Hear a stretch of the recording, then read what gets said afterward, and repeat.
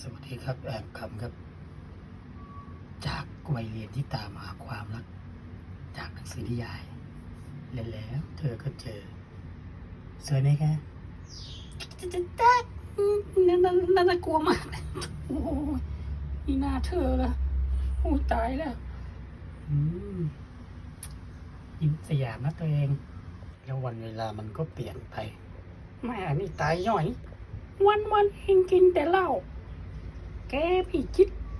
ห่วงตัวเองก็ห่วงคนที่รักแกมั่งน้อยสักวันสันแข้งข้าจะฝาดป้าเก่งให้หายเปรี้ยวเลยโอ้ยนึกถึงสมัยวัยเรียนนะแม่ไม่รู้ไปชอบมันได้ยังไงเนี่ย ขอย้อยกินสักวันได้ไหมแม่รถตุกของย้อยเปรี้ยวปากมาก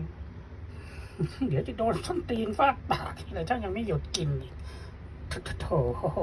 ไม่รู้ตุกของฉัน